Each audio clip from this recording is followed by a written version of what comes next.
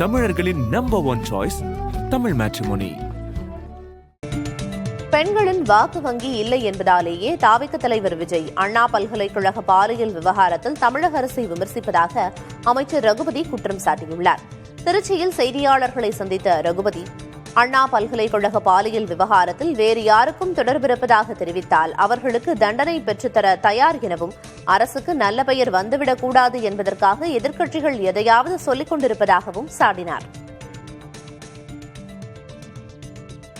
அவர் இன்னைக்கு ஏன் சொல்றாருன்னா, அவர் எங்கேயும் போனா அவங்களுக்கெல்லாம் பெண்களுடைய வாக்கு வங்கி கிடையாது. அந்த வாக்கு வங்கி கிடைக்கும் என்று நினைத்தாலும் கிடைக்காதனால திராவிட முன்னேற்ற கழகத்தின் மீது பிஜேபியினுடைய சி டீம் என்று நான் ஏற்கனவே சொல்லியிருக்கின்றேன். அதைத்தான் இன்றைக்கு அவர்கள் செய்து கொண்டிருக்கிறார்கள்.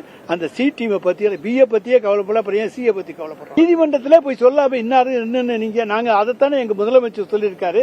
நீங்க வாங்க, உங்களுக்கு தெரிஞ்ச நாங்க எங்க ஆட்சிக்கு வந்தா சொல்லுவோம்னா, இப்ப சொல்லு யாருன்னு சொல்லுங்க, நாங்க தண்டனை வாங்கி கொடுக்க தயாராக இருக்கிறோம். அந்த மாதிரியான கிடையாது. அதைத்தான் எங்களுடைய முதலமைச்சர் திரும்ப திரும்ப சொல்லிக் கொண்டிருக்கிறார் என்பதை நான் சொல்லுகிறேன். தமிழர்களின் நம்பர் 1 சாய்ஸ் தமிழ் மேட்ரிமோனி.